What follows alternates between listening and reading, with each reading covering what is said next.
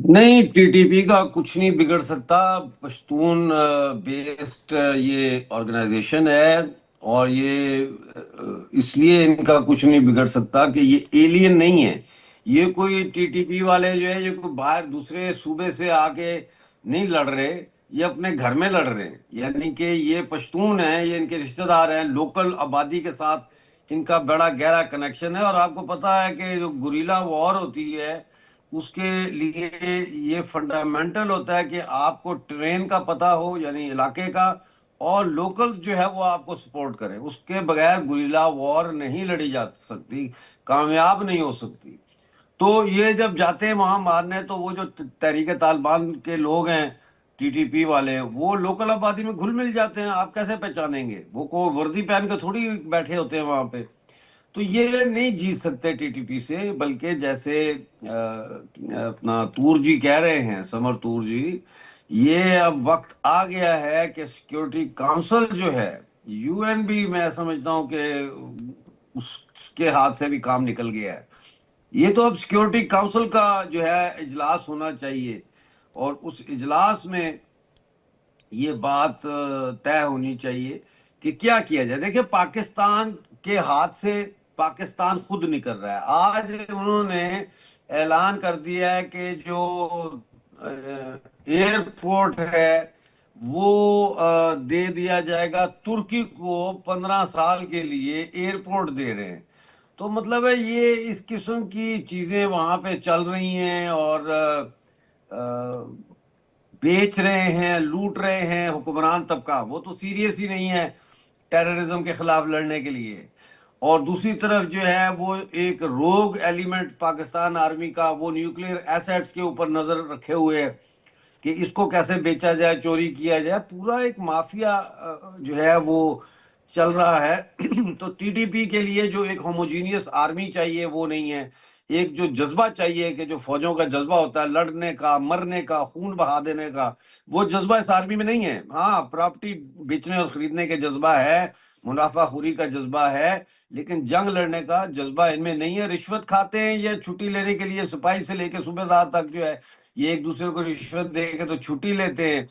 मतलब है, ये पूरी फौज जो है करप्ट हो चुकी है। इसलिए टीटीपी का ये मुकाबला नहीं कर सकते। ये बीएलए क्यों जीत रही है? क्योंकि बीएलए को लोकल आबादी की सपोर्ट हासिल है। तो ये नहीं जीत सकते। ये अब वी नहीं आर नहीं, फिर इन हेडिंग धमकियों की टुवर्ड्स द वजह एंड ऑफ क्या है? पाकिस्तान और नहीं, यूनाइटेड। ये जी, या तो अपनी कुर्सी बचा रहे हैं, या तो अपनी कुर्सी बचा रहे हैं, अपनी कुर्सी की चिंता है।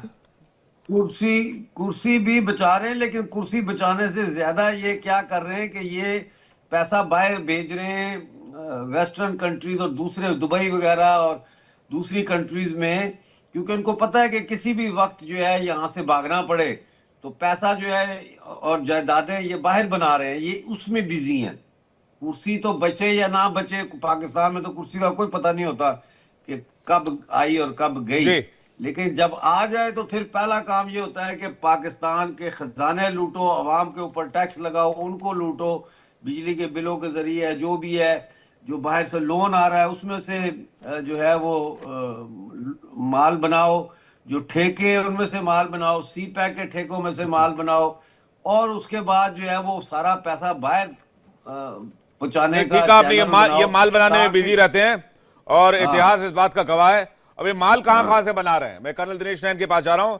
वैसे इसका नाम पाकिस्तानी आर्मी नहीं, ये माल बनाओ आर्मी होनी चाहिए, क्योंकि अपने सैनिकों की सुरक्षा तो कर नहीं सकते।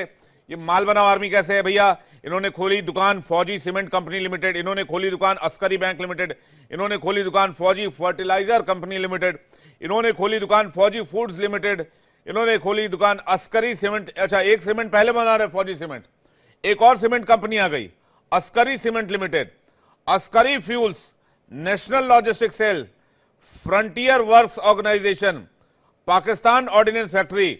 अच्छा, ये हथियार भी बनाते हैं। फौजी फाउंडेशन, डिफेंस हाउसिंग, अच्छा घर भी बनाते हैं, डिफेंस हाउसिंग अथॉरिटी।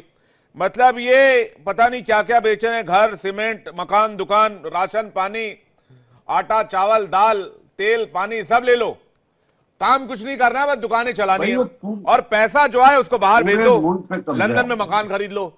और बाकी जो सैनिक हैं उनको मरने के लिए बलूचिस्तान भेज दो, खैबर पख्तूनख्वा भेज दो। कर्नल दिनेश नैन। हाँ। और यही नहीं विवेक, अभी लेटली जितनी भी फर्टाइल जमीनें हैं पाकिस्तान आवाज नहीं आ रही। जो पाकिस्तान की जो फर्टाइल जमीनें हैं वो सब भी अब पाकिस्तान आर्मी ने अपने कब्जे में लेनी शुरू कर दी लीज के ऊपर, यानी खेती बाड़ी भी यही करेंगे। अच्छा, देखिए जहां तक सवाल है पाकिस्तानी आर्मी का, ये अब हम इसको काफी प्रोफेशनल आर्मी मानते थे, टू बी ऑनेस्टली स्पीकिंग, आज से करीब 2 दशक पहले तक, जब तक इसके अंदर मुशर्रफ ने आकर के कंट्रोल किया, और मुशर्रफ के जाने के बाद से लेके अब तक तो हालत बहुत बुरे हो चुके हैं। जो भी जनरल आए, जो भी चीफ आए, उनका एक ही मकसद रहा, कैसे यहां से ज्यादा पैसा लूटा जाए और विदेशों में भेज के अपने बच्चों को और अपने लिए एक अच्छा आलीशान महल खड़ा किया जाए। यही इनकी जो है हमेशा हो रही। और एक बात और, ये लोग आपस में एक दूसरे की पीठ खुजाते हैं, यानी अगर आपने चोरी की कोई बात नहीं, आप लो जाओ, अगला नंबर मेरा है, तो मैं जब चीफ बनूंगा या मैं जब कोर कमांडर बनूंगा तो मैं करूंगा।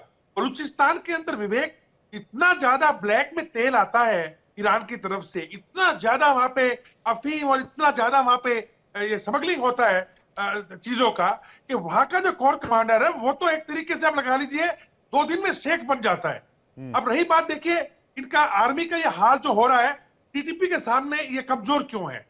देखो मैं थोड़ा सा इसको ना आपको इसको विवेक थोड़ा सा 2 दशक पीछे ले जाना चाहूंगा, 3 दशक पीछे। जब रशिया ने अटैक किया तो सऊदी अरब से लेके सभी जितने भी मुस्लिम कंट्रीज थे, उन्होंने यहाँ पे अपने मुजाहिद भेजने शुरू किए।